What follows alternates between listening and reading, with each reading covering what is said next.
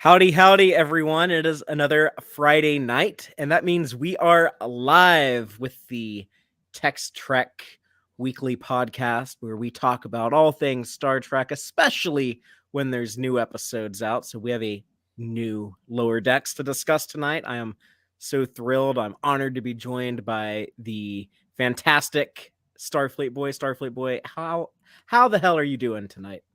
I'm doing great. It's nice to be here on another Friday night. Just adjusting my camera there, but it's really nice to be here on another Friday night with y'all. And this is a cool episode, the penultimate episode of the season. So I'm really excited to dive deep into it with you there, Father. All right, well, let's get the show started. Woo! I'm Fathery. This is Starfleet Boy, And this is Tex-Trek.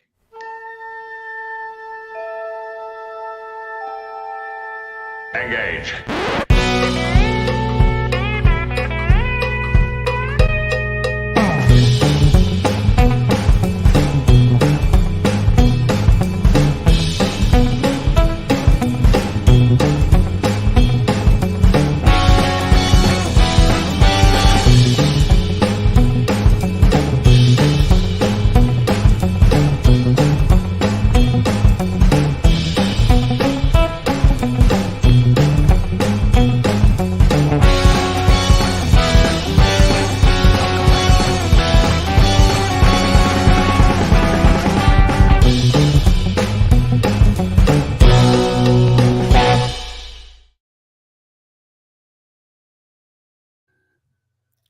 Welcome back aboard the Starship Texas for the 213th installment of the Tex-Trek podcast, the home of Star Trek fandom from deep in the heart of Texas, where we take a deep look at Star Trek, old and new. And tonight we're talking about Star Trek Lower Decks Season 3, Episode 9, written and directed by... I forgot to make note of that. I'm so sorry.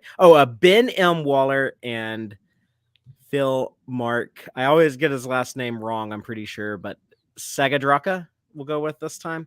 But yeah, it's a fun, exciting episode to discuss, especially for those of us on board the Starship Texas, because this canonified the existence of a Texas class starship. Mike McMahon finally listened to me. I've been asking for a while, so thank you, Mike. I'm sure it was just because of us and no other reason. So thank you so much. Texas represent. She's a tiny ship though, and she's a bit scary. So I don't know. Is that? Yeah, I don't know how well things are going to pan out with Buen Amigo, and the Texas class. Science fiction kind of has a track record of when you put the computer or the artificial intelligence in charge of the high-tech stuff, things don't work out well for you. That's a long-standing tradition, which Star Trek has often tapped into, going all the way back to the Ultimate Computer back in the 60s on the TOS. So we'll have to reserve our judgment on that until next week, I think. Like a few things in this episode I'm going to discuss. I kind of need to hold back and wait and see how the dust settles next week, but there's still a lot here to unpack and delve into. So I think we're going to have a lot of fun getting into that. Before we start talking about this episode of Lower Decks, though, I do have a few things I need to mention. First of all, I need to apologize to our Patreon supporters. We were unable to do our watch party last Saturday on the 15th. So we're doing it. Day of recording today is the 21st. We're doing it tomorrow on October 22nd. We're watching the Voyager episode, The Thaw. So we're going to be doing that at 3:30 Central over in the Tex-Trek Discord. And just a thank you to all the people who chip in every month, including not only you, Starfleet Boy, but also Cake is Eternal, Gay Clevin Lundstrom, Crazy Dutchie, Joanne Robertson, Quarkspar, John Dawes, and our anonymous supporters. Thank all of you so much. You really make this so much easier for me to keep doing the content like this. And it's fun, when we do those things together. And if you're unable to join on Patreon and help out financially, we still appreciate if you can help us out by subscribing to the YouTube channel. We're getting, dare I say, dangerously close to 1,000 subscribers. I've promised that if we hit 1,000 before the end of this year, 2022, before the end of this year of of our Lord, the great bird of the galaxy, 2022, if we can hit 1,000 subs, I will sing my least favorite song of all time, Faith of the Heart, the Enterprise theme song. Joel in our audience is reminding us that we're 55 away. So wow, it's gonna happen! It's gonna happen! Starfleet Boy is so happy. so even if you just listen, if you're not a YouTube viewer, if you listen to the podcast through some other method, please just go ahead and sign into YouTube and hit subscribe anyways. If you want to help torture me. So that's let's do it, everyone. Come on. That's cool though. I'm proud that we're getting close to that. It's a pretty big milestone. And if you're already subscribed and you still want to help us out, you can always rate the podcast wherever you get your podcast. You know, we're on Spotify, Google, Apple, all that good stuff. So yeah, the ratings help, the subscriptions help. And if you want to go the extra mile, you can come into Patreon as little as $2 a month. And we have several different tiers, different perks. So check that out if you're interested. I love being a patron to your channel. Those watch alongs are really fun, and your Discord and all the community stuff you're building is pretty cool. I just want to say real quick shout out to Jill, who is today is Pie is Eternal. So we have both Cake is Eternal and Pie is Eternal in your audience today. Well, let's say delicious eternity, right? Yeah, totally. So yeah, if you can catch the shows live every week at 7 p.m. Central on Fridays, you get to see cool things in the audience, like Jill's unique usernames that change from week to week. Yeah, it's pretty so cool. So that's you know, kind of the highlight of my Fridays. Like, oh my goodness, what will Jill's username be this week? But enough of all of that. Let's get into the episode Lower Decks. This is our last week of talking about just a Lower Decks episode by itself, because next week we're going to have Lower Decks and Prodigy. Prodigy is coming back, so we're going to have a Lower Decks finale to talk about and a Prodigy. I am marathoning season 1 part 1 this week, so I'm excited. Yeah, I am lucky enough I get to work from home sometimes, not as often as I'd like. But I was instead of working this afternoon, I just stopped doing things and just started watching some Prodigy. So nice. Yeah, I'm very eager to get back into that show. I love them kids. I love the Protostar. I am extremely curious to see what happens next with them. Just like I'm extremely curious to see what happens next week on Lower Decks, because this episode definitely sets up some interesting things to happen in the finale. So I'm just gonna recap it very quickly by reading the official synopsis, and then I'll kind of expand on that with spoilers. But the synopsis is simply: a visiting reporter on the Cerritos puts Captain Freeman on edge. And yeah, Carol's gonna Carol, right? She's having a meltdown at the beginning of the episode. There's a reporter on board the ship. She's trying to put her best foot forward, to quote the episode, but kind of gets a little carried away with that. Ends up making an ass out of herself, and we get that conflict between her and Mariner, where Mariner is drummed off of the ship, even though she wasn't telling the reporter anything bad. There is kind of the sitcom-y reveal of like, oh, it was all just a misunderstanding, but there's some good drama to be milked out of that. And oh yeah, the brain totally blew up a planet that all y'all forgot about, Brekka from Picard. I'm sorry, from The Next Generation season 1.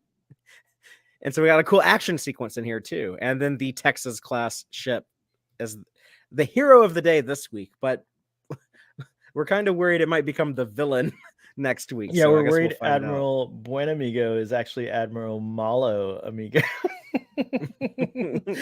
That's no good. No bueno. Admiral No Bueno. Oh my gosh, I want to cosplay as Admiral No Bueno. That's a good idea. But yeah, speaking of the Texas class, before we get into our opening statements and kind of share our broad opinions on the episode, I do want to mention that our friend who's frequently on the show, Aaron Harvey, aka Geek Filter, y'all can chat with him in the live audience right now.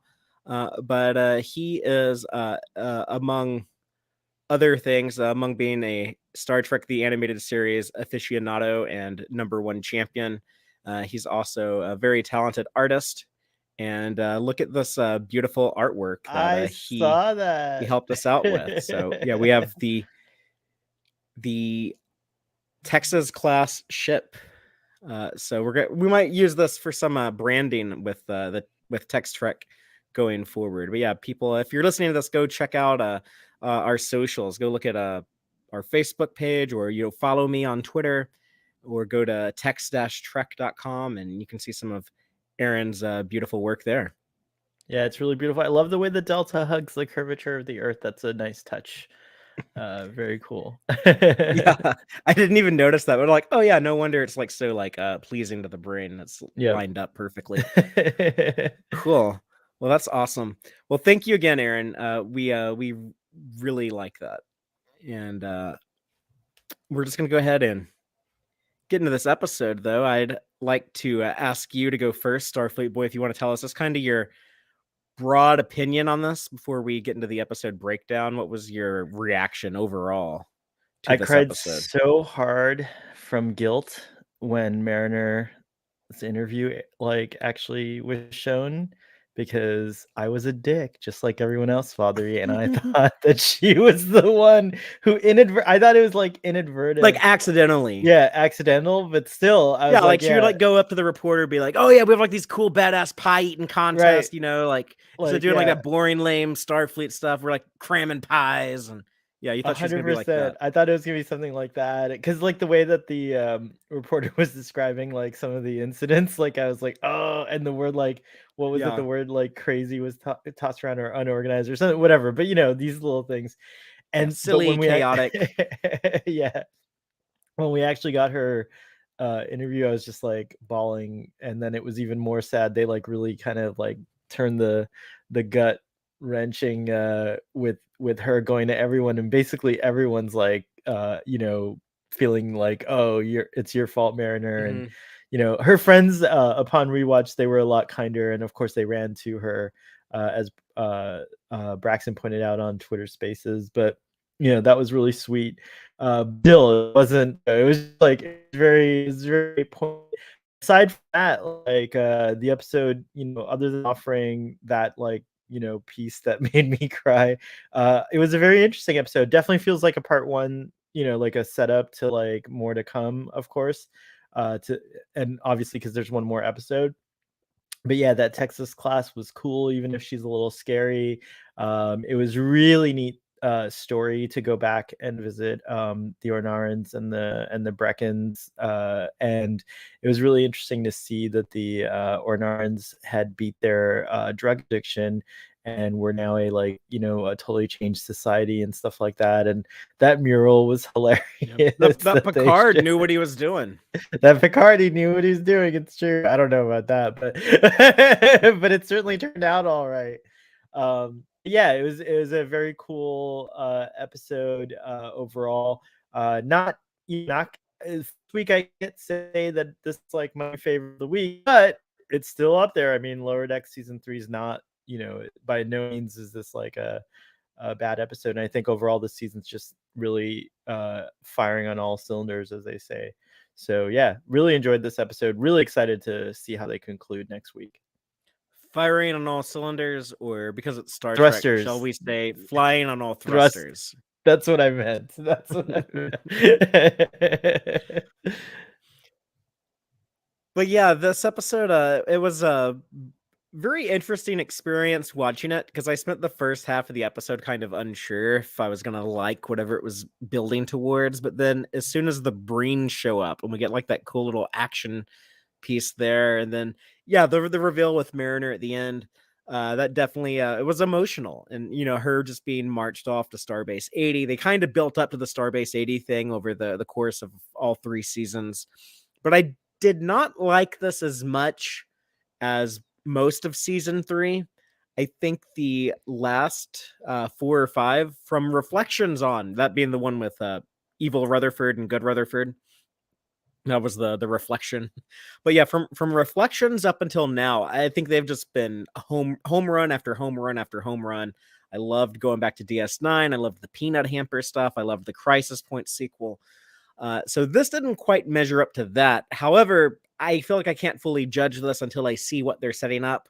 I don't know how resolved things are going to be next week. I don't know if this is part 1 of 2 parts, or if this is part 1 of a larger series of of episodes. Maybe we'll have another cliffhanger with the finale, going into season 2.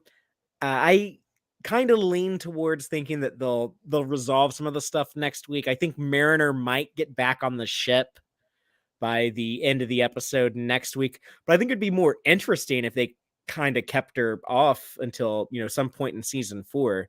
I know the next time we see Mariner is probably going to be in Strange New World, probably in the spring, when her and Boimler time travel into live action or whatever is going to happen there. So that kind of makes me think, okay, they're probably going to get her back on the ship, but it would be cool if they kind of kept her off for maybe several episodes, or maybe like the entire season 4 or something like that. But yeah, we'll just have to see next week. In the meantime, though, I'm very excited about the Texas class for obvious reasons. I would love it to be a hero ship. It might be a villain ship, so we'll find out on that. But yeah, if nothing else, that just makes me more eager to see what happens in this finale.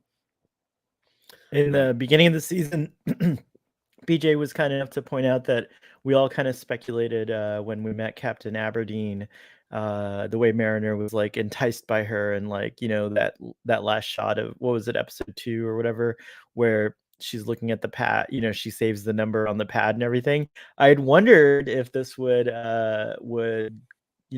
tie in somehow, and it looks like who knows how they're gonna play it out. But it is neat that Boyce went off on the Titan and kind of left, and now Mariner's kind of doing the same thing.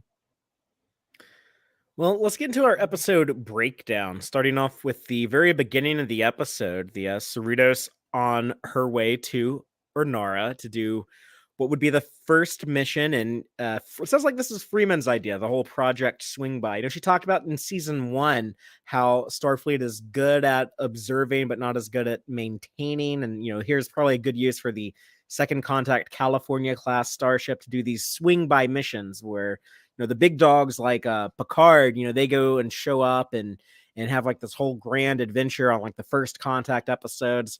But we need to circle back and check in on them, or else we get like the people on Beta 3 who keep worshiping Landru. So it's kind of her.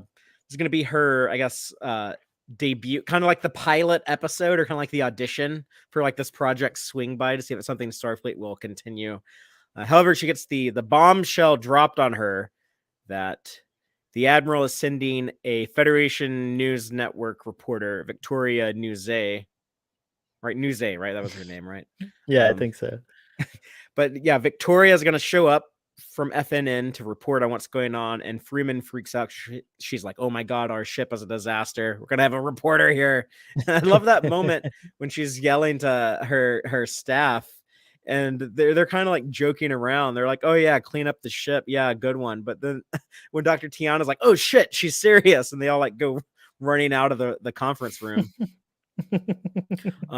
But the episode is revisiting the planets from Symbiosis Next Generation. That is the story of a, I guess, like drug dealer planet that's providing it started off as like medication, but drugs to another planet that is addicted to the substance. And Picard, I guess, resolves things by severing contact between the two worlds. So the buyers, the planet Ornara, had to go through withdrawals and get over their addiction. So Ransom kind of recaps that for the audience who might not remember. But yeah, it kind of sucks for the Cerritos crew because they're having fun doing their pie eating contests and stuff, and Freeman's like, nope, we got to look professional. So I thought this was like very relatable. Anyone who's ever like worked in an office type setting, or probably like a lot of environments, like there's always like that scary moment when like visitors are coming and like your boss is freaking out, like, oh my god, we have to like look so good in front of this person, we have to impress them, and they're kind of just like scrambling around making sure like everything looks ship shape. And but Starfleet boy, what did you think about this opening and kind of Freeman's intensity here in preparation of the reporter visiting? It's really interesting. I know Captain Freeman's been through a lot, and I saw some comments in the audience. I forget who it was, but just folks saying like, "Oh, like I was mad at Freeman maybe she should lose her captaincy, or like or this is like kind of like ruined her for me and stuff like that.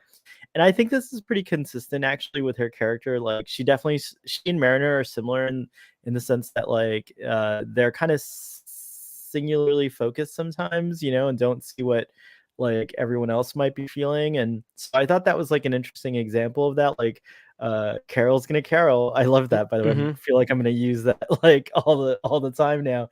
But the mature response from Mariner is Boimler, gives her credit when yeah, Mariner's actually being like very open-minded and respectful of her mom and being like, yeah, like this is scary for her. She's nervous. Let's just, try to help her out the right. best we can. So But at the same time, I mean, there's like blueberry footprints and like blueberry stuff like everywhere. So, on the she one wants to hand, be that's helpful, but she's kind of oblivious to oblivious to what she's doing, to kind of like, how's Carol going to get less stressed when she sees like this crap, right? Like if like so there's like there's an this is kind of like them, right? Like all the time, yeah. like this is like a little distillation of that. But yeah, I cracked up when the crew was like, oh shit, she's serious. But I like the layers. Yeah, the layers to the, speaking of like cakes and pies and whatever, but there, what we were just talking about with, yes, Mariner wants to help her mom, but she's oblivious to like, oh yeah, how does it look, when you're leaving tracks, blueberry filling footprints all over the ship. But Mariner actually has it right. She's like, look, we yeah, don't have anything to hide. We show yeah, this reporter like how good of a crew we are, how good of a ship we are, how much we respect you, mom, the captain. yeah, And I enjoy the work I'm doing here. And if she would have just been allowed to, I guess, show that side of the Cerritos to Victoria Nuzay, then there wouldn't have been any conflict. So it was more of just like Freeman's overreaction, and she was much more worried than she needed to be. She should have just like trusted her, crew. And I see this a lot with people that are very, I don't know, like career focused.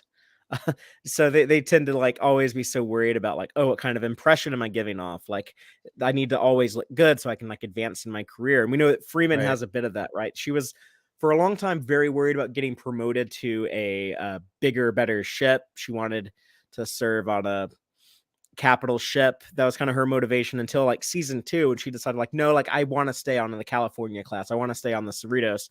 So now she's kind of transitioned to like, I want the Cerritos to have a more important job, and that's kind of her motivation here. But she still kind of has like that same kind of like, oh, I have to project a certain image. And yeah, that's something like, I'm not that type of person when I go to work. Sorry if any of my bosses are listening to this, but like, yeah, I just want to clock in, like do what I need to do, clock out, and then go home and talk about Star Trek. So I'm not gonna like make my whole life revolve around trying to project some certain image because I think it'll help me like advance and get like some higher status or something like that. But I see people like that all the time. So I uh, understand where Freeman's coming from. I think, yeah, I've seen some like really crazy reaction. I don't want to say crazy. I've seen like some really extreme reactions online. People be like, I hate Freeman now. She's one of the most terrible people ever. But I don't know if it's because she's being like an asshole in this episode, or I think it might be more to do with what she tells Mariner when she yeah. It is was really really pissed. harsh. And Yeah, that yeah, was a. I'm sure we'll talk about it more, but yeah, that moment in particular was kind of harsh. I mean, she doesn't say "you're not my daughter" anymore, but she does. It's pretty harsh what she said to Mariner in that scene. But like, she says like, "Maybe you're not," or something like, yeah, maybe I like, can't even call you my daughter anymore. But yeah, I mean, or like, something like that. But still, but yeah, it hurt. but That people hurt my feelings. Like, can only imagine But I what think that's good Mariner was drama. feeling. I think like, yeah, It people is get really angry. good drama. People get Yeah, angry yeah. and say stuff like that. But It's true. It's true. They do. I know. I mean, I feel like we've all been there, or to some degree, with our own parents. But that being said, going back to this moment for a second, yeah, seeing it's interesting. We wondered back in season 1, how would they handle character development and story arcs and things like that. And so far, Lower Decks has been really doing a spectacular job. Handling it better than every Star Trek show ever. Maybe, yeah.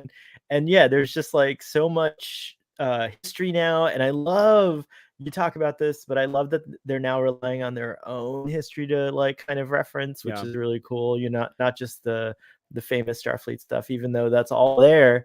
But I think this it is pretty episode cool. maybe didn't do that as much as the last few. Like, I feel like, like the pie eating contest stuff, for example, I don't know, that kind of felt like more like season 1, season 2 type humor. It didn't really seem like as character based as some of the other stuff we've gotten in season 3.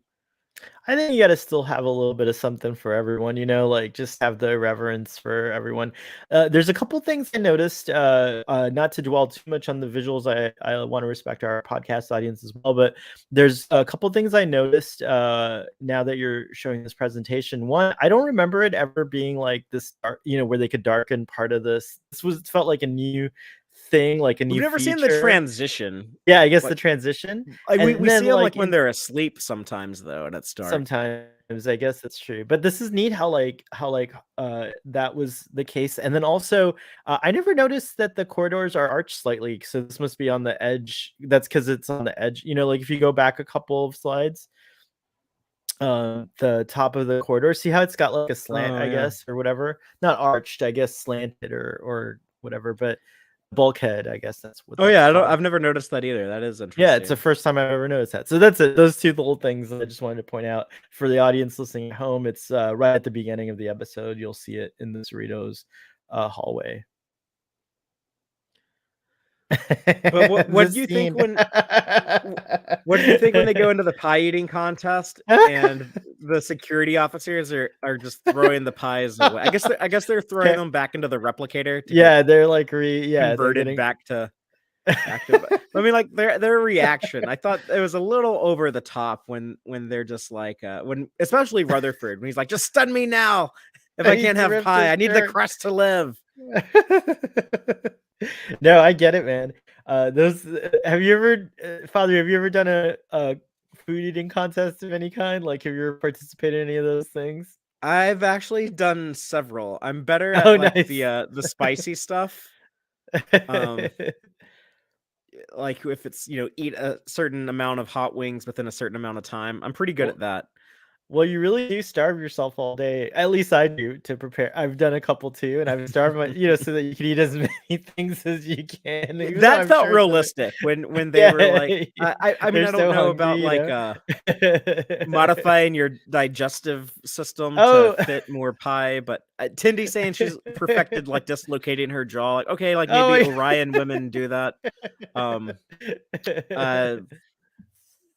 Get your mind out of the gutter. It just alien biology might be a little different. But I think like Rutherford's like rip uniform reaction, there's just it was a little over the top for me. I loved it. I thought it was great. By the way, nice screenshot. I thought about that when I was preparing my slides yesterday. I was like, well, Starfleet Boy's going to comment on bare-chested Rutherford, but anytime Rutherford wants to walk around bare-chested, it's all right with me.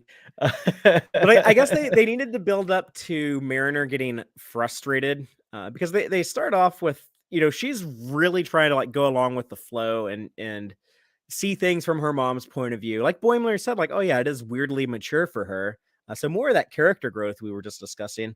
Her reaction to the pie eating contest being canceled is much less dramatic than Rutherford. She's like, well, this sucks, but I guess let's just go to the bar and drink some synthahol. It doesn't have to ruin our day. We can still have a good time hanging out. So weirdly mature of her. Of course, that doesn't exactly work out either, but because the bar has been taken over, it's been converted to the Commander's Lounge where they are conducting interviews. So I guess Barnes. Let's get to the interview stuff. If you go back and rewatch the episode, you see Victoria talking to Barnes and Kayshawn and Shax and all of the bad stuff that she brings up later. It you can see where it comes from these interviews. Kayshawn's talking about being turned into a puppet. Shax is talking about, oh, it was so funny when we got Quark kidnapped and stuff like that. Barnes is trash talking the engineers, saying how they had to go off on that spa field trip. we have a cool little appearance of Kumalo and Matt they were a little tame, you know. They were normally like kind of I don't know, Corny. there might be like some HR complaints around these two belugas, but they're just like, oh, it's cool. We eat a lot of fish, and when we're not stellar mapping, we're partying. So I guess Ransom would have been the HR complaint this Oh week. yeah, that was he was heavy stuff. making Victoria a little uncomfortable. Uncomfortable. Although she was making him very comfortable, according to him. Apparently, he's Oh like, yeah, I can tell he you was anything. very comfortable talking to her. Want to talk about obliques and his workout routine, all kinds of stuff. This sequence, kind of like this montage, kind of this cutting back and forth between different interviews. I don't know if it reminded you of anything in previous Star Trek, but to me, it reminded me of the DS9 episode Dr. Bashir, I presume, where Bob Picardo from Voyager goes to Deep Space Nine to interview people about Dr. Bashir, and in an attempt to research him, to use him as a template for the new emergency medical hologram. It ended up going to Andy Dick instead of Julian Bashir, but it reminded me of that a little bit. You know, we're cutting back and forth between these different interviews among the crew members. It did. It does totally remind me of that too. Now that I think about it, but yeah, I liked it. It actually reminded me of something that I can't remember exactly what season it was in, but in Battlestar, there's a reporter thing. Oh And yeah, it kind of had that same vibe of like interviewing the crew. Some of them say stupid things, and some of them are saying Babylon like cool 5. things. They did a whole Did that too? reporter. Oh They yeah. did a whole like reporter episode where it's just like this news team. I don't want to spoil Babylon 5 too much, but it was basically is that a point in the show where there'd been like there'd been like some tension between Babylon 5 and people back home, and this news team comes on board their station and interviews all of them, and then the people on B5 are like, well, maybe this will explain, you know, what's going on from our perspective, from our point of view. Maybe this will make us look better.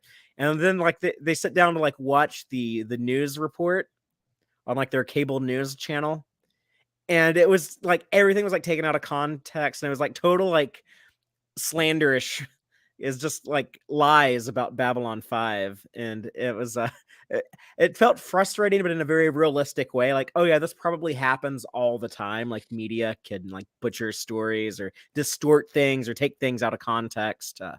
Aaron, our live audience, is saying nearly every sci-fi show does the reporter documentary thing. So yeah, that's interesting. Yeah, I don't know if Star Trek has done it before. I guess they did a little bit with Picard when we had FNN originally named. That came from the first Picard episode, where we see like Picard kind of make an ass out of himself on national news or Federation news.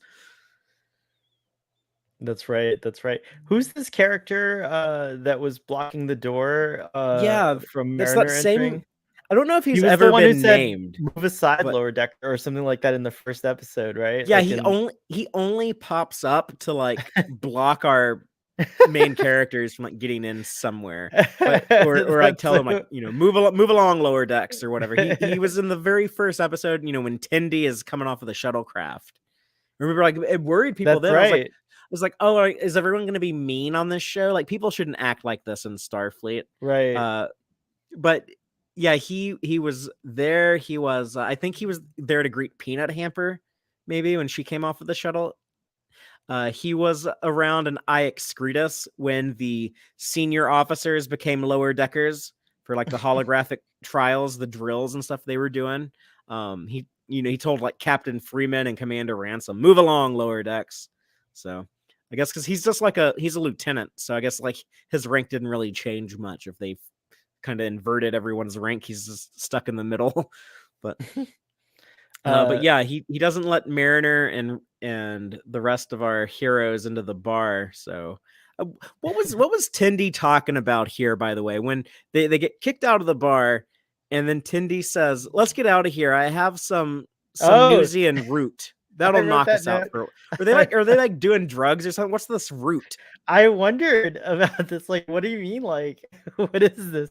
Yeah, we But I can't get guess to our it's like- synth synthahol, so let's just go like use like this alien root to get high. I will just say, if you're going to experiment with drugs, having the science officer administer them is probably the best case scenario that you could think of. Like Yeah. she's probably doing it as right as possible. So like, she has medical training. She's a very like compassionate, considerate person. So yeah, I think you're in good hands with experiment. That with was an Tindy. interesting network thing. It made me think that like that makes sense. Like the New Zealand route also could just be like a mild sedative. Like maybe it's be a little bit. There are things, right? I forget what they. There's been things where it's like Romulan ale is an example. It's supposed to have like on humans a totally different effect, not just inebriation, but you kind of get like extra on it or whatever. So there's all kinds of things that would probably react with humanoids in different ways in the future. So New Zealand root, we don't know what it is. It might not be as bad as snakeweed, or it could be as just like it could just be as calming as snake like leaf. Snake leaf. Thank you. I was transposing what it really is, but but yeah, it could be just as calming as like chamomile tea or something. But I think it's probably along the lines of like a sedative of some kind. Probably her exact words were, "That'll knock us out for a while." So right. I don't know if it was like, that's true. we'll pass out from this, or like, oh, we'll just chill and hang out. But yeah, I'm curious if that ever comes up again.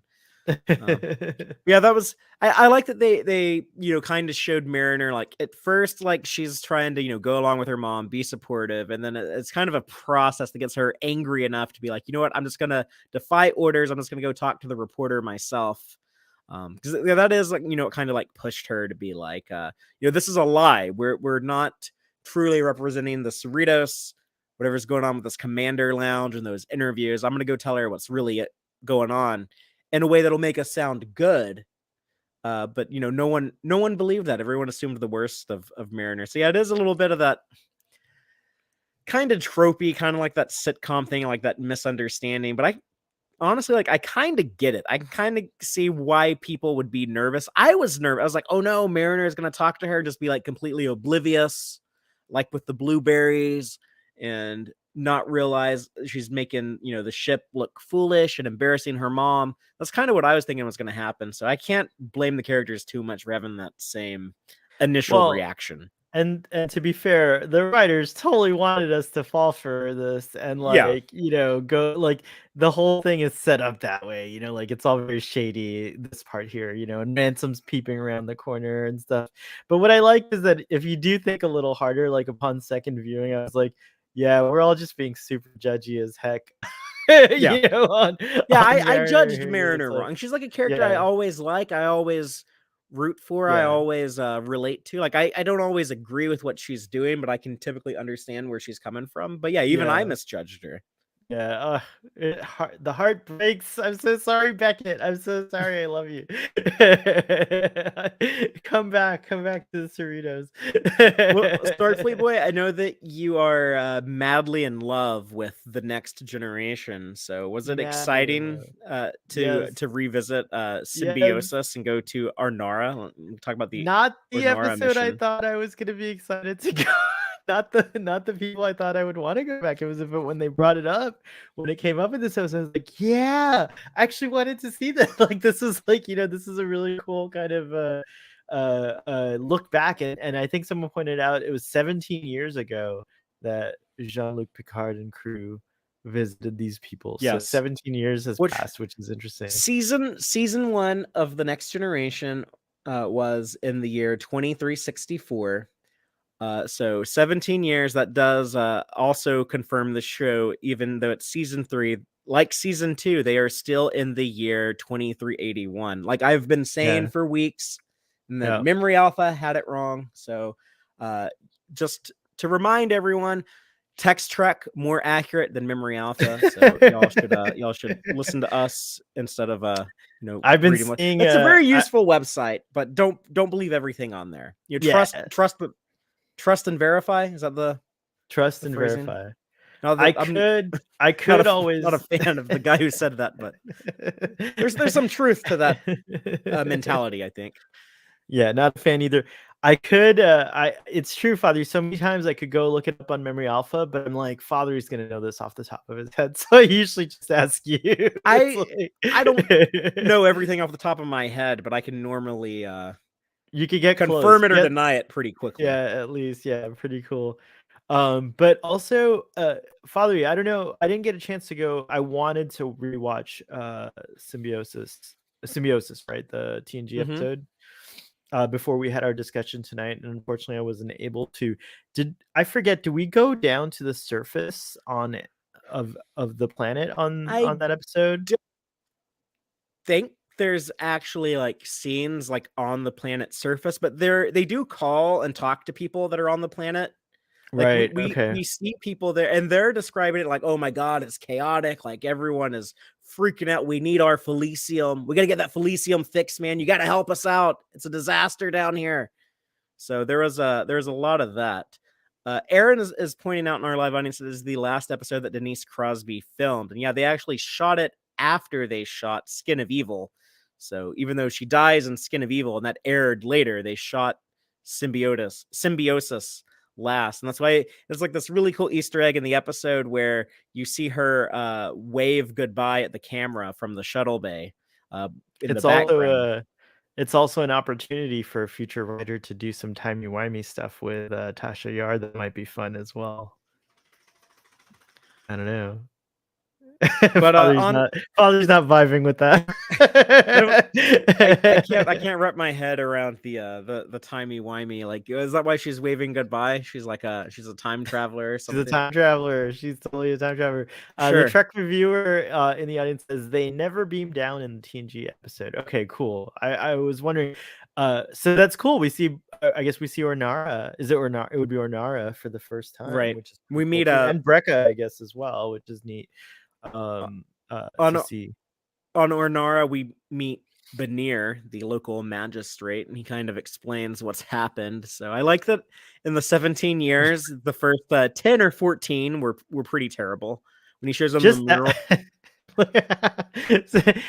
For the audience at home who's listening, Father's showing this mural. You got to go check it out. But the terrible period is quite horrific. The mural.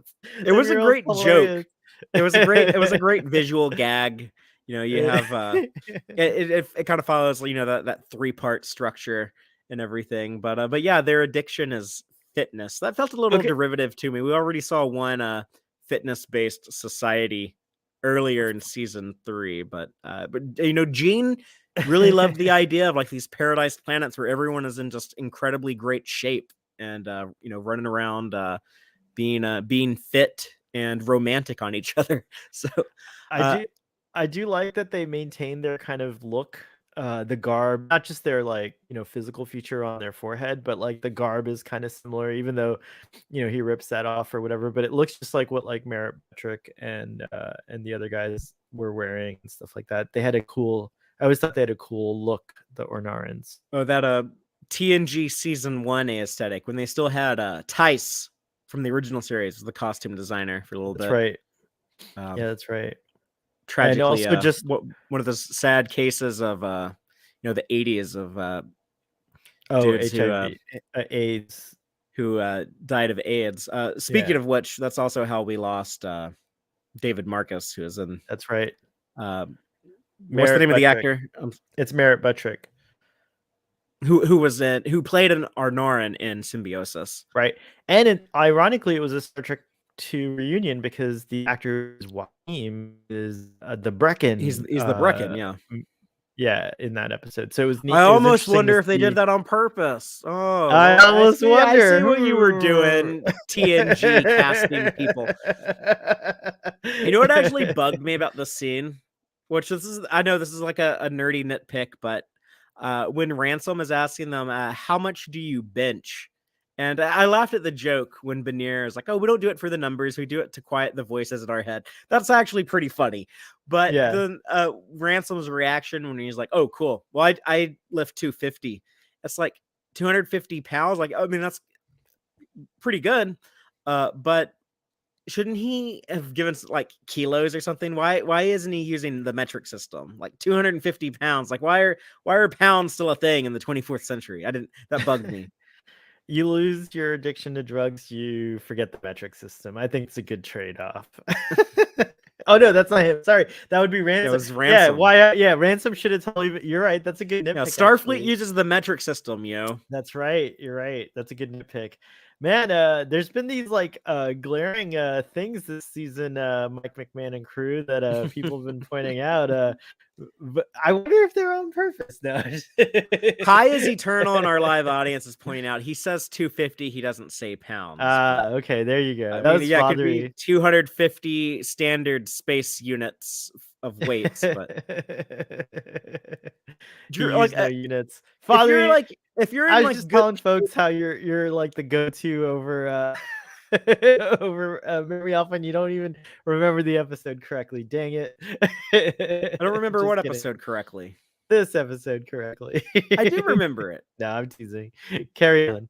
Yeah, he does say 250. He doesn't say pounds, but I mean, like 250 pounds is if you're a dude who's like in really good shape and you can bench press a good amount, like 250 is about like when I was 19, when I was like the best shape of my life, I think I maxed at 180, 190. I never quite got past 200. So respect to Ransom for 250, but the most if it's even pounds, I don't know. We don't know what unit of measurement he's using. The most I've ever lifted is 25 pounds. I think you could bench press more than 25. I probably could, but that's the most I've ever attempted is 25. I mean, the bar is 45, so I think you can at least pull that off. Okay, so there you go. But we also learned that glutes are cute, but obliques are for freaks. That was a funny line too. Ransom had some zingers here. By the way, there is a Pies Eternal did the math and says 250 kilos is actually 551 pounds. So, well, he ain't bench pressing no 551 pounds. Logic would dictate he was talking in pounds. So I mean, he's got like there, Father. Yeah, he has like a Vulcan for a grandparent or something. And he's like, that's an inhuman amount. That's some incredible upper body strength. Ransom, I take back what I said earlier. While Ransom did not give units, he inferred units through the number choice he used, and his physique suggests that that's correct. But it's instead of like my nitpickiness on lack of metric system, we should talk about the call that Freeman makes to Buen Amigo. And she's like, man, like that Picard guy did too good of a job. There's nothing for us to do here on Arnara. What do? We got to make Project Swing By look important to this reporter. And it's actually the Admiral's idea to have Carol and the Cerritos go check out Brecca. So we've talked offline before about this, about how we suspect that the Admiral might turn out to be a badmiral and that this was all staged. It's very convenient. He sends them to Brecca. They get attacked by the Breen there, and he just happens to send in the Texas class ship to make it look cool and make the California class look unimportant. And all of this is in front of the reporter. So do we think that Buen Amigo is maybe setting up the Cerritos for failure and trying to position the Texas class to be like this new all-important dominant class of starships? Yeah, I think so. The Cerritos is a patrol ship. Basically, it does the second class, but they are kind of second class missions in a way. But what I mean is that they're like they do these like kind of second contact patrol missions. It's like visiting and catching up with folks, making sure the Wi-Fi is working, more accurately to the in-universe, but like comms, channel maintenance, general maintenance, that kind of thing.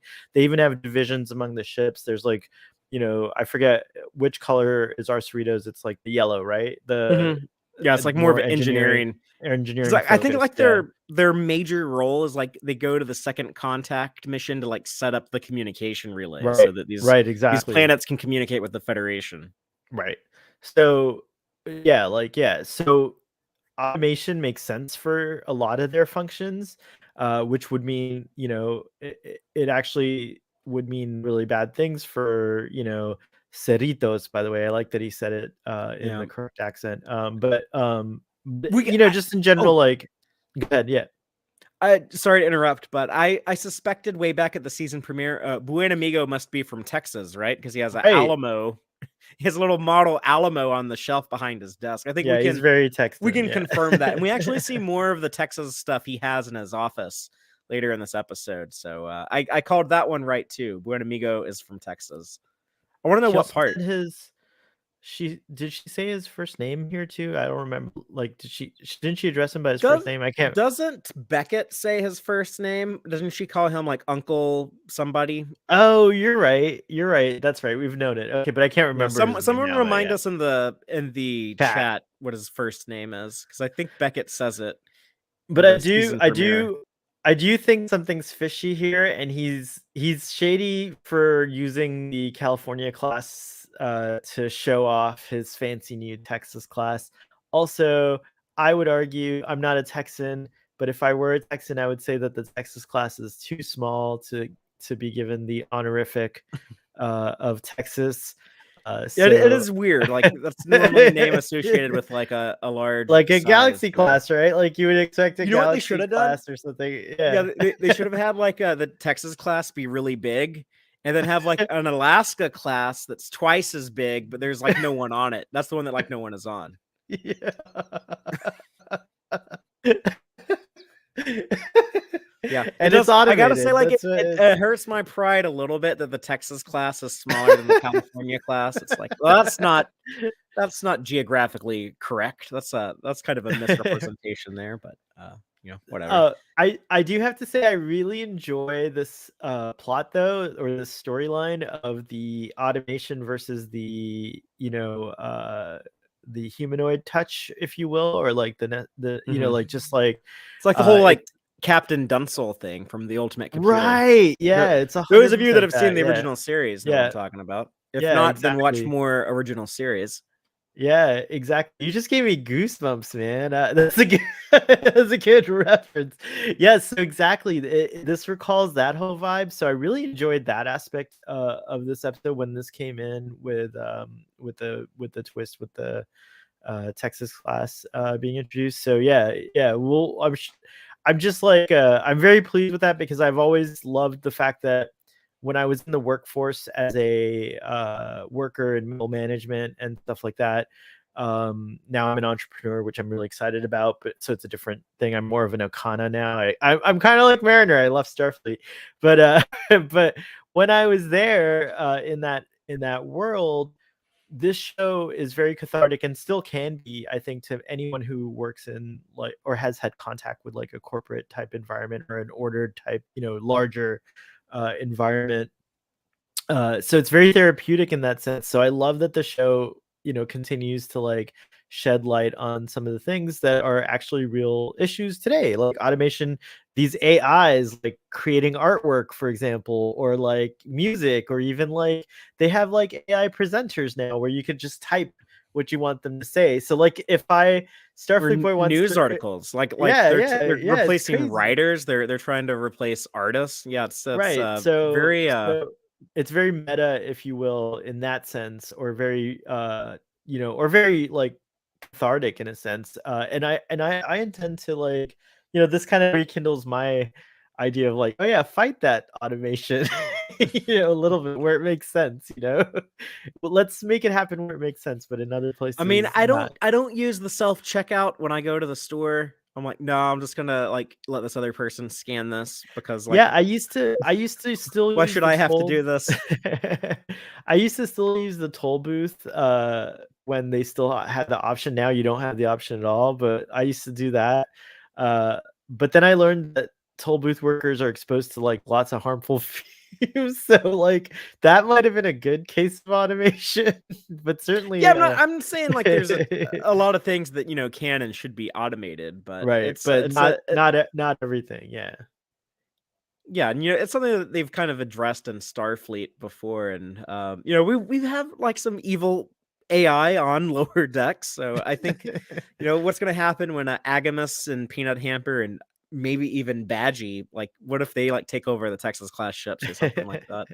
I don't know if that'll happen next week or, what'll happen with them, but I'm very, very curious to see it. But I guess let's talk about when the other shoe drops and Freeman has her meeting with Victoria post interviews after the interviews have been conducted, and it does not go well for Freeman.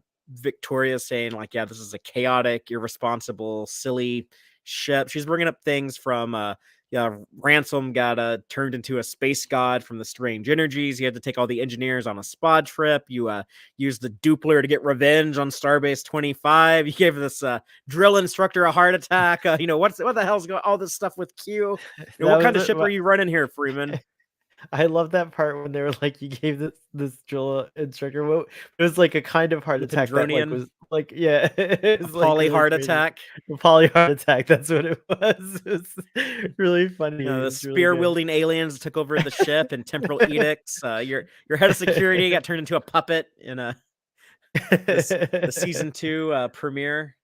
What's going on here, Carol? Explain this. What the whole thing with the exocomp? Yeah, what the hell? That's what everyone was saying a couple of weeks ago. This whole thing with the exo. Oh yeah, this whole episode about an exocomp. Our dear Peanut Hamper, but yeah, Freeman overreacts, blames Mariner, and everyone seems pissed at Mariner. So this whole narrative is like, oh yeah, must be Mariner's fault. I think here's my theory. Here's kind of like my justification, my headcanon for this. But I think that Victoria Newsay could have been like, yeah, this one ensign was the only person who said anything good about the ship. But I think she wanted to kind of be more of an objective observer and see how things would shake out, get that story, get that angle on it. So I think she kind of almost a little manipulatively like didn't reveal who said what in an attempt to observe how Freeman would react. But yeah, she does not react well. She reminded me of, it seems like something like a crack shot reporter would do, though, like kind of shake things up a little to see what the truth is, right? Because it's really obvious that they're putting on like all this kind of to quote the Admiral, this pomp, right? Like they're like, there's a show, so he's like, like, get rid of the pomp. There's some pomp and circumstance. Yeah, they're very yeah, it's inauthentic. It was exactly. That's a better way of saying it. Yeah. So she's trying to shake through it, especially probably because she's like, maybe she was ready to like tell this one story, but because of Mariner, maybe she's trying to just see like what really would happen. But then she's disappointed because she even points out like, well, the one officer that talked like good about the ship was kicked off. So yeah, calling into question Captain Freeman is actually not a bad thing, because I think Captain Freeman is a bit out of control. Like she's lost her perspective, if you will. She's always kind of on the edge of losing her perspective, but when she loses it, she like really loses it. Like this, like this episode illustrates. And so she still has work to do, which is interesting. Yeah, but her temper definitely gets the best of her, and she has the line, "You're no longer my ensign or my problem. I don't even know if I can call you my daughter anymore. Dismissed." And Mariner is sent off to Starbase 80. And even Ransom is kind of like, Captain, what are you doing? Like, he even thinks it's a bit of an overreaction. Oh, yeah, he was just like, I thought you were just like, I think Ransom, a little bit of Ransom, I appreciated this moment because a little bit of him comes out here where you realize he's been writing, Mariner this whole season, like being really like kind of hard on her and stuff like that. And so in this moment I saw, oh, that's like Ransom's pretty good guy, because it shows that he wasn't like ever gonna kick her off. He just wanted to get her, teach her a lesson or whatever, but and he never probably wanted to leave. Yeah, he's probably observed like, yeah, she's become like a model growth. officer. She's doing like a really good job. He's said as much a couple of times in the season. The irony when Mariner is going on, this kind of like walk of shame down the corridor of everyone giving her the angry eyes. Shax and Barnes both kind of, talk shit to her when she walks by, like, Yeah. you made us all look bad and stuff like that. But they're actually the ones in the interviews that made the ship look bad when we get the full context. And the thing with Jennifer, even Jennifer is like angry at her, and I don't know what the spells for their relationship, but kind of makes me hope that they smooth things over that. I hope like Jennifer eventually like apologizes to Mariner and they're able to get back together. But it does I mean, like it was very disappointing because I feel like Jennifer in that other episode, like I was really vibing with her. she was a Like, very like supportive love interest there, and seemed very like open-minded and accepting of Mariner, and especially like the things that make Mariner. Right. So but I mean, yeah, people are flawed. They're That being said, I mean, I feel like Captain Aberdeen is pretty hot too. yeah, so So I don't I'm know. curious if they're trying to lay the groundwork for some possible romantic sparks there. Right. I think that's the more dramatic choice. So I think that's probably the a good angle to approach the story with. Uh, but I love that the main lower deckers, Boimler, Tindy, and Rutherford, they all were, even when the captain like gives out the order, like, in order to maintain security on the ship, do not talk to Ensign Beckett Mariner. But her friends, they still talk to her. They're like, oh, come on, we gotta, talk to the captain. We gotta make this work. But Mariner's reverted. She's gone back to like the cold, distant Mariner that we saw in seasons 1 and 2. She's more like self-centered. She's more like, she's just burnt. She's tired of, trying to like make friends with people, but then being like reassigned or demoted or whatever. And she's like, yeah, like, this always happens. I always like lose my friends. I always, get shifted around in Starfleet. She doesn't want to say goodbye. She's like, like, goodbyes suck. Like, let's not even waste time with that. And yeah, it was sad to see her, as much growth as we've gotten with her and as close as she's gotten with her friends. It's sad to see her kind of revert back to like episode 1 Mariner. I appreciate that her friends disobeyed orders, and I think she would not have let them do anything more than that, like just to come out and say goodbye, knowing Mariner. But I really wish they had like fought a little harder, like, and listened to her, because Boyms just says, "Oh, just apologize anyways, even if you didn't do it," like without even asking, like, what's going on, like, what's your side of the story? You know what I mean? Like, so I was a little disappointed about that. I just wish they were a little more, but at that point Mariner was pretty fed up as well. I think she might not even have wanted to talk about it. So who knows? Yeah, it's just a she really clearly sad. didn't. Yeah, it's just a sad. This is scene. Reliving it here, I'm devastated. which We which is get why the I think levity. this episode's actually pretty good. What's that? Yeah, We I do think get the they levity, yeah. balance the humor Yeah. really well, because we get like Yeah. that big dramatic moment, but then we get the levity with the two morons from Starbase 80. Yeah, who I loved who seeing yeah, it's true. I, I think it's extremely gross that they hand her a uniform that had a missing sandwich in it. But Oh goodness.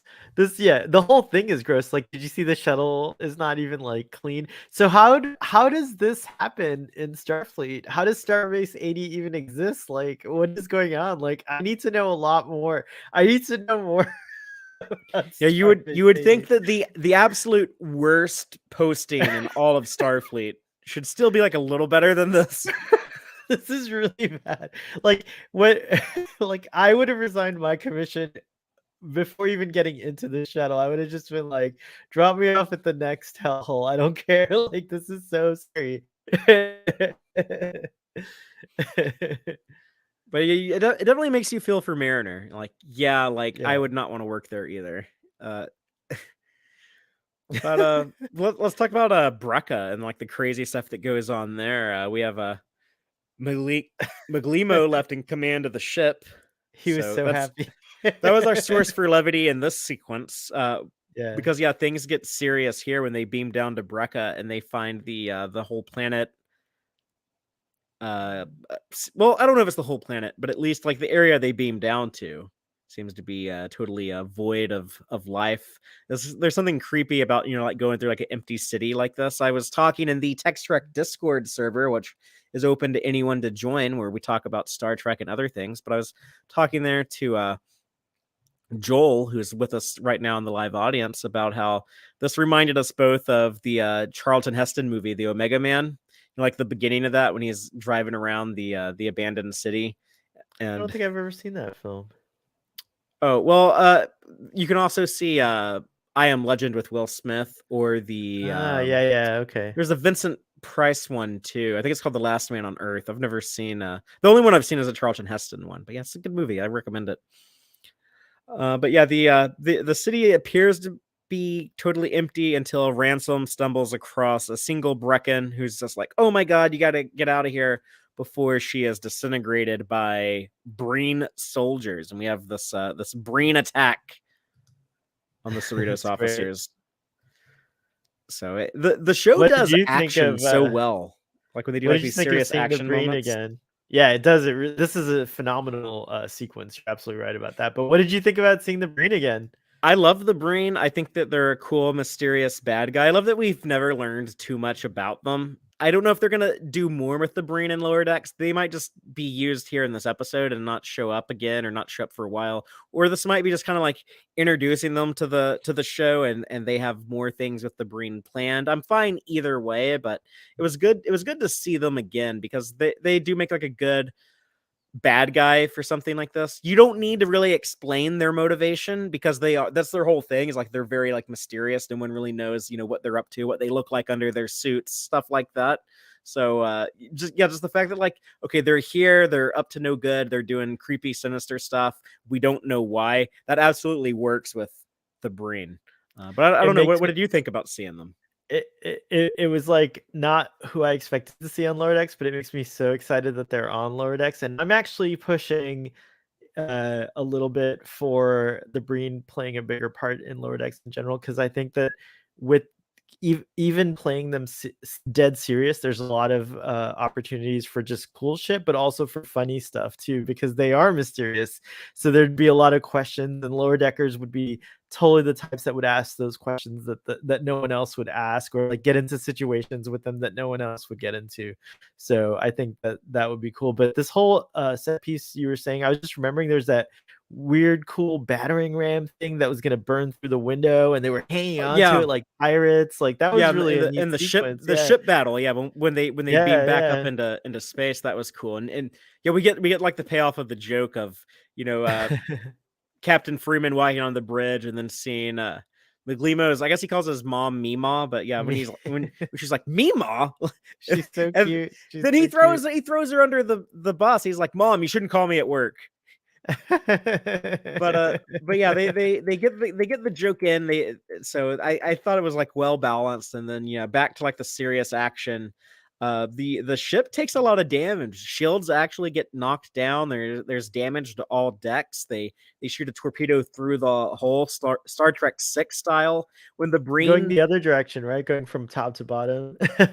Yeah, when the Breen hell the Cerritos, and it's just like, like that weird distorted Breen voice we heard in Deep Right. Space Nine, and it's like loud, it like hurts their heads when they hear that. Like that, yeah, the Breen seems so scary and formidable and creepy. They shoot a spread of torpedoes, and the Breen just like shoot them down, and Shax is like, they covered the spread, and I was like, yeah, like Yeah. these guys are formidable. But Look I how don't know. beat up Cerritos is. Look at this. This is so cool. Also, I love that they've always like shown these like scales of the Cerritos, where you can see like really close up to what the hull looks like versus far away. It's a really cool thing that they do on Yeah. the show. Despite they constantly say on the show that the Cerritos is a small ship, it's actually pretty big. She But is pretty big. It's true. She's bigger than the Texas class. yeah, but That's for sure. the Texas is pretty big too, because when we see it, it's not as big as the Cerritos, but when we see them side by side, it's not a small ship. It's not like a little Defiant or Bird of Prey. Right. She's not that small. It's true. I would say maybe she and Protostar could be around the same size. I think the Texas is bigger. I think it's closer bigger to Protostar, something okay. like Voyager. Oh, okay, rad. But the breen that like come on like the outer hull, like I don't know why they just wouldn't like beam onto the ship. But again, with the breen, you don't have to explain that because they're allowed to be like very mysterious. But that whole moment of like Shax and Kayshawn in their environmental suits, like inside of the Cerritos, kind of having like that standoff with their phasers, and then like the breen on the outside of the Cerritos trying to like burn their way into the ship, and Shax just being like defend yourself at all costs. The breen don't take prisoners. That was all really cool and exciting, and a lot of tension. Maybe Shax saw some Dominion War action. Maybe he crossed paths with Right. the breen back during like season 7 of DS9. However, I have to nitpick again. The line, the breen don't take prisoners. We saw them take prisoners multiple times in DS9. They had like that whole ship full of Cardassians and Bajorans that they took prisoner when they were introduced in season 4. And then in season 7, they take Worf and Ezri prisoners. Like, yeah, the breen have a history of Okay. taking prisoners. Just to kind of like do another thing. Although that's just it's like the Klingons are always taking prisoners, and supposedly Klingons never take prisoners Kirk, either. Admiral So, Kirk and Wrath of Khan, he's like, Klingons don't take prisoners. It's like, Kirk, you were held prisoner by prisoner, Klingons in the episode that exactly. introduced them. Yeah, so maybe it's just something like commanders say to like get people, pumped Motivated. or motivated. Yeah, it's like, Yeah. What can I tell this young officer to make them fight to their death? Like, Yeah, I mean, it would motivate me if they said that. Honestly, yeah, like, I'd be surrender's like, not an all right, option. You got to kill them before they kill you. Yeah, that might make a difference for me personally. It's not a very Starfleet way to motivate your officers, but hey, also looking at it from the commander's perspective, though, you're right. That's true. But if that little lie saves their lives, my buddies, I'm gonna be like that's so true. happy Yeah, I told it. It's like, yeah, no, I cannot argue with that. So you say what you need to say, Shax. But the luckily no one dies. Well, I guess the breen do. They get blowed up, but the Texas class comes in to save the day. It's kind of like that recurring gag in Lower Decks where it's like, look, it's the Titan. Look, it's the Cerritos. Look, it's the Wayfarer. Here, it's like, look, what the hell is that? I don't know. But even like what you were talking about, like you have opportunities to do breen humor. We get a glimpse of that here. It was I love how it doesn't like undercut them as a threat, but there's a bit of breen humor where we see like the breen talking on the bridge of one of their ships, where there's like the breen captain, and we don't understand the dialogue, but we clearly can figure out what they're talking about. Where he's asking someone on his crew, what ship is this? And then the guy kind of shrugs, like, I don't know, I've never seen a Federation ship like that. Yeah, just for whatever, and they're talking like they're scrambled for whatever reason. I just found that hilarious, but in a way that was still appropriate.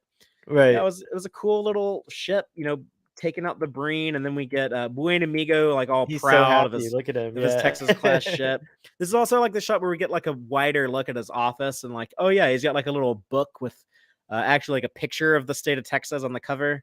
Because say what you will about say what you will about the state of Texas. There's definitely a lot to criticize these days, but we're the coolest shaped state out of all 50. Is that right? I think we have the coolest shape. I mean, like I don't see people walking around with like big belt buckles that have like a picture of like Idaho or Virginia That's a good on point. them. It's a really good point. I'm gonna have to like reassess the boundaries and see if there's a cooler shape than Texas, but I'll give it to you provisionally.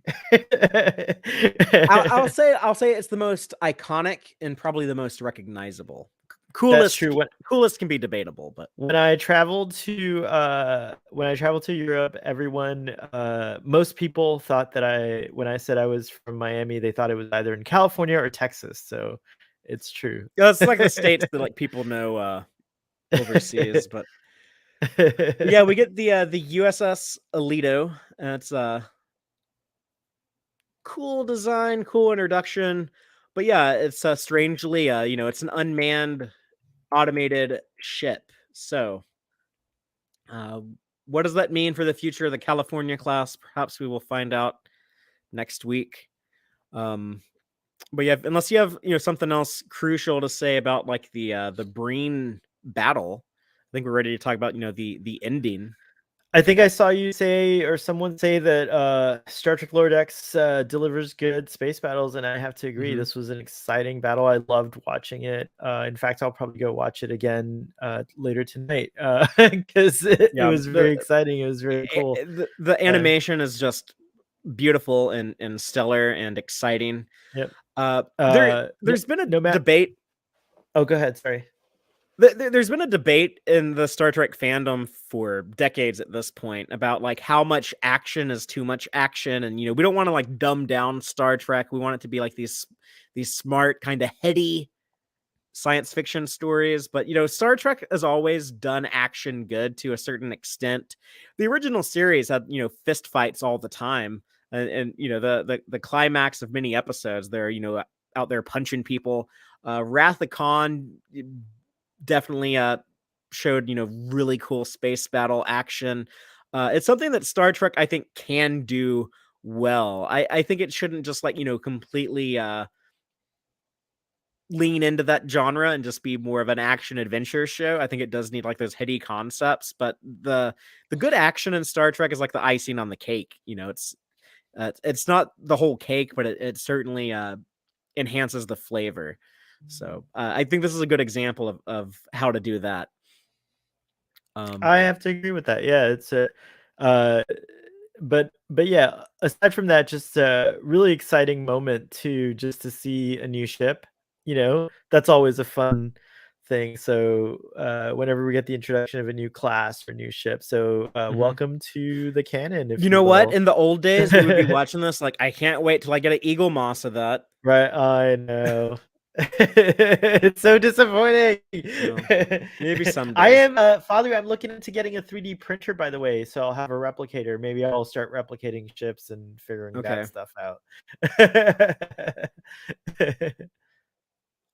Well, let's talk about the ending. We see the expose that Victoria Nuzay does, Starfleet's shame, talking about how disgraceful the Cerritos is, and listen to what these officers, how they trash talk other departments, how they mock getting civilians captured, and yeah, the one lowly ensign who tried to talk about the good things on the ship got transferred off of the Cerritos simply for trying to talk to a reporter and tell the truth. So Freeman made a total ass out of herself, and when she tries to contact Starbase 80 and apologize, I would imagine apologize to Beckett, she learns like, oh no, my daughter has resigned from Starfleet, and we don't know where she's gone AWOL, she's gone, she's off the grid. So by the way, Starbase 80 still using a Rolodex in the 24th century. Like, yeah, what the hell is going on there? That Why didn't does stand everyone out to look me. so tired and sickly too? It didn't stand out as unusual to the same extent of like Rutherford, like ripping off his uniform and screaming to be stunned because he didn't get to eat pie crust. That was still like weirder to me. But yeah, using a Rolodex in the 24th century, I think using a Rolodex in 2022 would be a bit bizarre. But Yay! This ship is so cool. The one that you're going to talk about now. yeah, Petra Aberdeen's ship is shown. It's the Free Spirit. You can The Free see Spirit, the yeah. name labeled on the side of the ship, but it's a cool asymmetrical design. Also would have been a cool Eagle Moss model to have. But yeah, she Mariner followed through on that call to Petra. Petra left the door open, like, hey, you seem like you'd be really awesome if you want to team up and be a independent archaeologist with me. Just let me know. And there's possible romantic undertones to that. Maybe It's a we'll see good some of that ship. explored. I feel like it'd be a good ship. They get along, but they're also like, they also disagree on certain things. So there's like, I don't know. They're interesting as friends or whatever. As a Yeah, couple, they're in both general, former yeah. Starfleets. So they probably have a lot in Yeah, common. There's a lot they can talk about yeah. and bond over. If you recall, like the season 3 trailer that we saw way back at San Diego Comic Con in July, there's a shot of Mariner swinging like Indiana Jones on a vine with that stolen idol. Oh. So I think that might be how next week's episode opens. We might see some archaeologist Oh. action. If not in the opening, then at some point in the episode we'll see that. Very exciting. Yeah, like anything else that we saw in the trailers is like, if we haven't seen it in an episode yet, it's got to be next week. So also, this just occurred to me. Mike McMahon promised T'Lyn, the Vulcan T'Lyn from Wage Douge, was going to show up in season 3, and we haven't had her yet. So That's she must right. be in the finale as well. Oh, very cool. Nice. Good speculation. Yeah. Huh. I remember this time last year, I was like, hey, we were supposed to get Sonia Gomez in season 2, and it hasn't happened yet. That's got to be in the finale, right? And it was. So I guess we'll see T'Lyn very soon. Oh, that's interesting. I wonder how T'Lyn will come into play. That's cool. Yeah, we have to see her. That's true. Yeah, but yeah, I'm interested to see what happens next, and I don't know if it'll all be resolved. I kind of think it will, but I'd be more excited if they left some of the stuff hanging for season 4, or maybe they'll just give us something else. They'll give us like a different cliff. They'll resolve this stuff and give us like a different cliffhanger altogether. I don't know, but I'm definitely excited. But yeah, how do you feel about, I guess, like, the ending of this episode? Any final thoughts on this episode and kind of where the show is positioned to go into the finale in a few days? I think that there's this thing that's been looming over this season. I've felt it especially, which is the idea that, like, at some point this little group that we love so much is gonna be parted, or separate, right?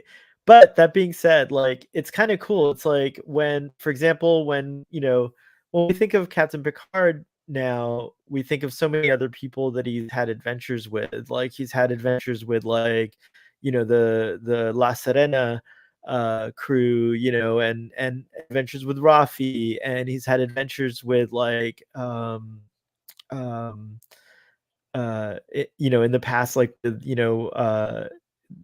Jack Crusher. There's just like all these other characters, and I feel like any of these characters, Mariner, Rutherford, Boymes, Tendi, I would love to follow them on any of their quests or adventures or their career paths or whatever. And so I just think it's cool that, like, we do get to see characters exploring other things. I hope, I don't want to put too much, I don't know what they've got planned for this. Like, I don't know how long it's going to last, but, like, I like the idea of going off with Mariner on an adventure that's not the main Cerritos adventure. That being said, I'd I love think that. it's too, Like, yeah, what we did with Peanut Hamper, for like a whole episode. I'd love just like a whole episode of like, here's Petra and Mariner, and they're doing like Vash stuff with space archaeology. Space archaeology would be awesome. Yeah. Just give us like 24 minutes of that. I think that would be awesome. And by the way, like, what is Picard doing around this time? Like, it'd be neat to cross paths with Picard at some point. He's on the Enterprise E. That's gonna happen. They've mentioned the Enterprise several times. In fact, I think we'll probably get some big cameo. They were doing like a bunch of cameos in season 3, and then they slowed down. Yeah, there's probably a big one coming. Ooh, so I don't know if it'll be Patrick Stewart, but Patrick Stewart, I would be very surprised if he never does any voice work for this show. I think he's an easy get. He's a big get. It would be insane if they weren't trying to do that. But you want it to be like the right moment. You want it to be justified. And the recording technology, for the most part, has gotten really good at being remote, right? Like, all of these guys do their work remotely, if I'm not mistaken. Like, I think now they go into the booth, but they still do it separate sessions. But I don't think they're still recording at home. But if Sir Patrick Stewart chose to do it from the road, he could, like, so that's cool. Like, he could totally do it. I'm all for it. But yeah, so I really dug all this. I dug this episode a lot more talking about it than I thought I did. So I feel like it's gone up in my esteem. I'm still not going to call it my favorite of the season, because I'm gonna go with what you kind of suggested and treat this one and the next one as like a complete story. So I'll hold out, like, it might not even be resolved then. This might be that's true. This might be a 3-parter for all we know. Yeah, Star Trek's done them before. Yeah, certainly have. But yeah, very cool episode overall. Another cracker. So good. Well, let's just go ahead and transition into the Gorn egg section of our show. That's where I like to talk about all of the Easter eggs and jokes and continuity connections I found in this episode that I thought were worth mentioning. And just starting off with the symbiosis stuff, Ornora and Brecca and the whole Felicium trade that was going on. That was all set up in Symbiosis season 1 of TNG. Go watch it. Yeah, it's kind of that cringy season 1 of TNG vibe where they were still trying to figure out how to make Next Generation, but it's a pretty quintessential Prime Directive episode. It's a good example of what, those Prime Directive episodes. What are those all about? Victoria and Nuze had the little badge on her shirt that has the CBS logo that a lot of us were, making fun of, CBS Studios. But it's also very similar to what the press corps reporters were wearing in Star Trek Generations. And that opening when Kirk is on the Enterprise B, they had like that kind of a rectangle badge.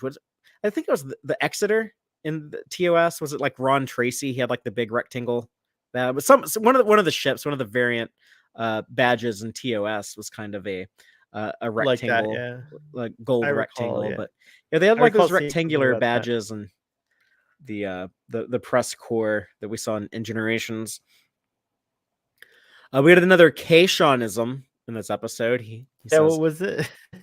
For me, the Cerritos is life in the cave of Goranaga or Garanaga. I think he says the cave of Garanaga. Yeah, and then you get like that joke from Victoria where she's like, "Oh my goodness, they make you live in a cave," and he's like, "Oh no, but I have lived in a cave before." When Carol calls Admiral Buenamigo and is like, "Oh no, there's nothing for us to do here on Ornora," he says, "Make them show you their government just in case it is secretly being ran by kids or someone pretending to be the devil." I don't know what the kids is in reference to. I don't think we've ever seen like kids running a government, except maybe that psychic baby earlier in season 3. But maybe he's talking about like, "And the children shall lead" in the original series. But the someone pretending to be a devil, that was clearly a reference to Arda in the Next Generation episode Devil's Due. And there's a reference to Star Trek Enterprise in the Temporal Cold War. When Mariner is being ordered off the ship, she runs into the Cerritos conspiracy theorist, Steve Levy, who says, "Hey, I know this is all just part of some Temporal Cold War shenanigans, so..." You get a conspiracy theory from him. It's so weird. I have a friend who's like exactly like that guy, like exactly, and all about the theories, the conspiracy theories. It's so funny. I don't want to call him out or say who he is, but it makes me chuckle every time I see that guy. Yeah, I think we all know a few people that are like that. There's a reference to Frame of Mind when everyone is in that same sequence when everyone is mad at Mariner. Mariner asks Jennifer, "Is this a frame of mind thing? Am I going to wake up with some neural drain on my brain?" That is the episode of Next Generation where Riker is in that alien insane asylum and he doesn't know if he's actually going crazy and imagining he's Commander Riker, or if maybe he is Commander Riker and he's been kidnapped. It's one of those like, what is reality? What is the dream? I don't know. Kind of psychological thriller type stories. The shuttle. Lower Decks. Just real quick, sorry to linger on that, but Lower Decks kind of does this thing sometimes where they'll actually say the episode name like as a reference, but it's like skirts the line because like she could just be talking about Frame of Mind like in general, like as like well, Mike McMahon's explained that like like a lot of these stories are documented with the episode titles. So right on, okay. And Q does that in Star Trek Picard. He says like, "Don't go all yesterday's Enterprise on me," or whatever. He does say that. That's right. He does say that. The Starbase 80 shuttlecraft, that is the old Type 15 shuttlecraft that was first shown in the Next Generation episode Time Squared. And I love that shuttlecraft. The Breen that show up, they were first mentioned in TNG Season 4, the episode The Loss, where Troy loses her empathic abilities. But we didn't actually see the Breen. They get mentioned a couple times in TNG, but we didn't actually see them until Deep Space Nine Season 4 Indiscretion, when Gul Dukat and Kira team up to go rescue his daughter from the Breen. And then they go on to play a large role in that final 10-episode arc of Deep Space Nine, Right. and the final stage of the Dominion War. The Breen Interceptor ship is the same ship that was used by the Breen in Deep Space Nine Season 7. I love those asymmetrical ships. There's a lot of cool ones. I forgot to mention Captain Aberdeen's ship is asymmetrical too, which is neat. Yeah, it looked kind of like 7 of 9's shuttle from Star Trek Picard. Right. That's right. We barely it's on screen, and it's like really tiny, and it blows up. It's actually a cool design. Yeah. Cool design, yeah. And there is a blink and you miss it, but there is a Pyrithian bat on screen. That was awesome. The Starbase 80 commander or comms officer, maybe, but whoever he is, he gets hit in the head by this bat. But yeah, there is also some wacky times trying to capture a Pyrithian bat on Star Trek Enterprise. In the episode, I'm really not a fan of, but A Night in Sick Bay. Speaking of Starbase 80, did the Easter eggs, did it make it into the Easter eggs that the badges are all TNG era badges and they're not like even the upgraded? They have that round. Yeah, they're still using the badges from the 2360s. They haven't gone to the 2370s yet. Oh my god. The last one I got is it turns out that Mariner and her new archaeologist buddy are going on to dig up some Vidalian mummies. I think that's how you say it. Remember. Yeah. But it's the oldest space traveling species that's known in the galaxy. They're another cat alien species, because Star Trek the animated series loved them. But they were shown in the animated series episode. It's either the Jihad or Jihad. I always forget. But they would never name an episode that these days. But yeah, it's actually one of my favorite episodes of the animated series. It's just like a straight up 70s or 80s kind of action cartoon. It feels more like, I don't know, like an episode of He-Man maybe, but with Kirk and Spock in the middle of it. But I love it. I absolutely love it. I love the animated series. It's such a great, I'm so glad we're exploring it. Real quick, I'll pitch. Tomorrow we're back. So 3 p.m. Eastern, check us out for the animated series. Saturdays, we discuss TAS over on the Starfleet Boy channel.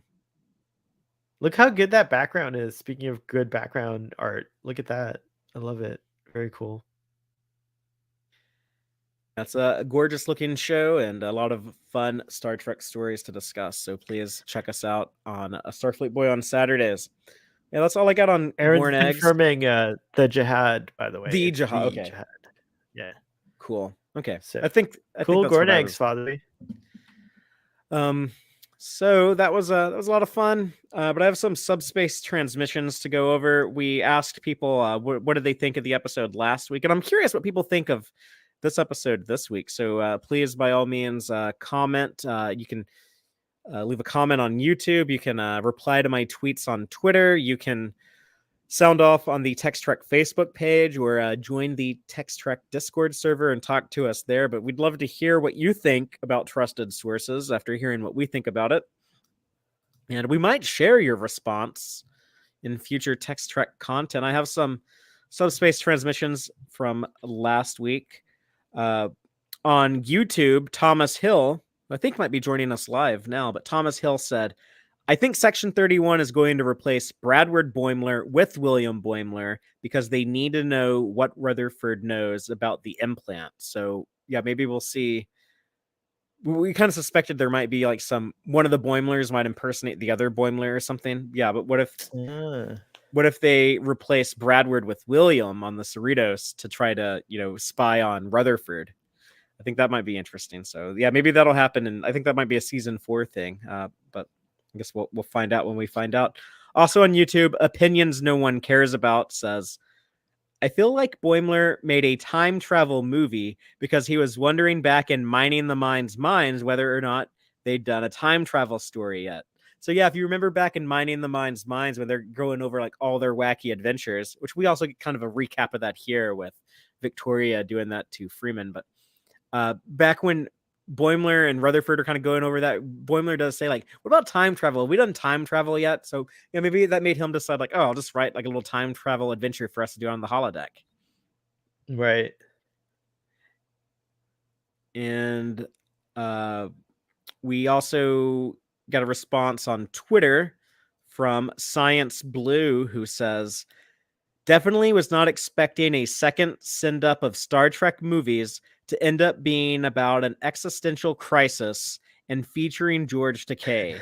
The second half of the season has been great. To which Trek Trav on Twitter said, yeah. So agreement there that people are digging season 3 of Lower Decks.